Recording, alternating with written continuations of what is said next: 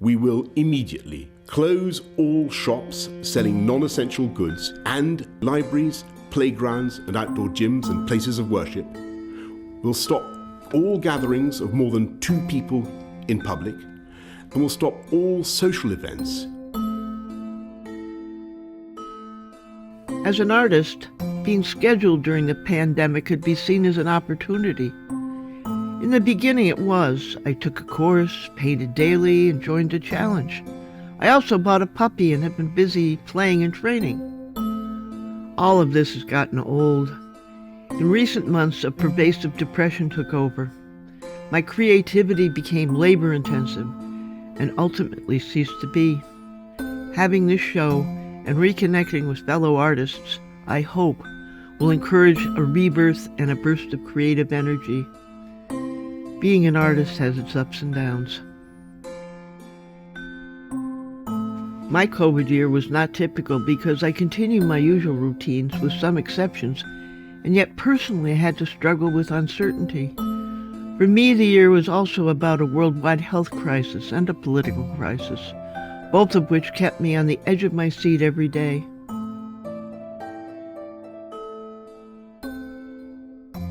Confused, bewildered, muddle-headed and dazed. These are just a few of the feelings I had when wearing a mask became the new norm, the one visual defining moment of this pandemic. I have been lucky enough to have the company of my husband and my dog and to live in the country, where I'm free to be outside and enjoy nature.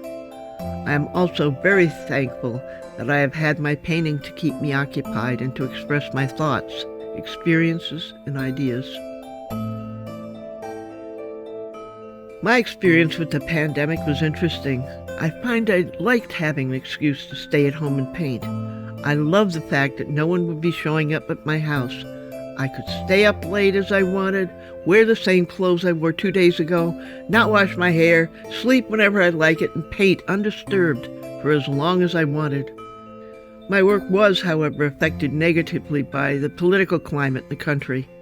Once the regime was toppled, it felt safe once again to focus on my art. It's really hard to explain to people that my house is a mess because I was painting. In my studio, I have my computer for Zooming, all my clay and work surfaces, COVID-19 food, wine, and paper supply storage, and notably, privacy. When I finally get to work in the studio, my focus has been on the making, not the finishing of the work.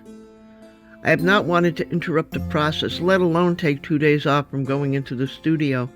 In the end, it is all raw clay, nothing more than a symbol of the unbelievable rawness of the past year.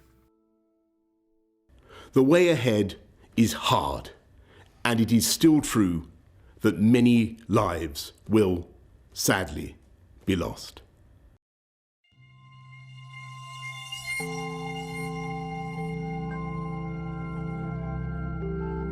How did I respond to the pandemic? I might have escaped into the subjects of beautiful flowers and lovely landscapes. I envy those who did that, but it was not me. I chose to face the beast and explore its face. What does it look like? How does it make you feel? What if your exterior looked like your interior? How does it look on the face of a child? What is the look of half a face? What color is it? This is my work. I do know that I'm out of rhythm. It'll come back.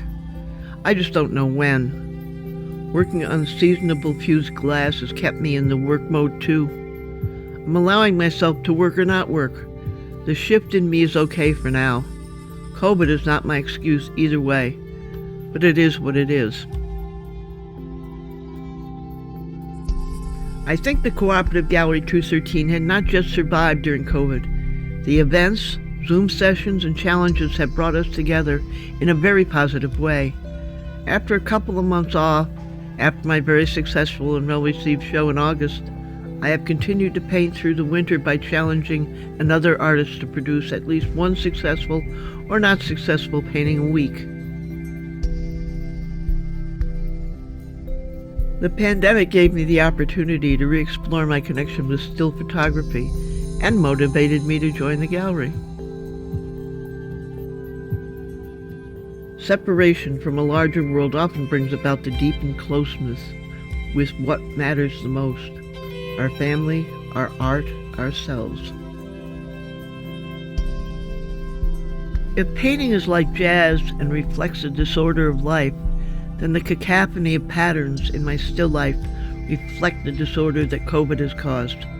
But within the patterns is the resilience of order, and that reflects the strength we've all shown in battling the pandemic. Separated from the world, I felt little inspiration to make art, so began experimenting with different media. I started working on more conceptual pieces, using my brain once my emotions became overloaded dealing with the pandemic.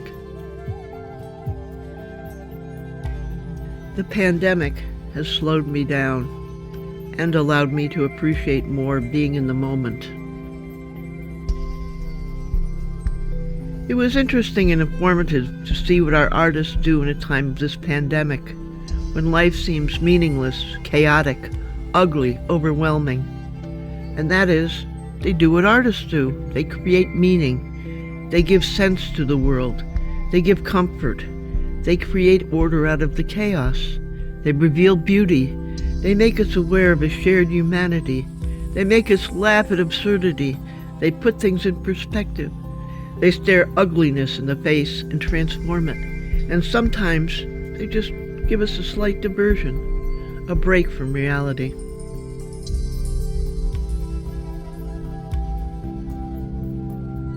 We will beat the coronavirus, and we will beat it together.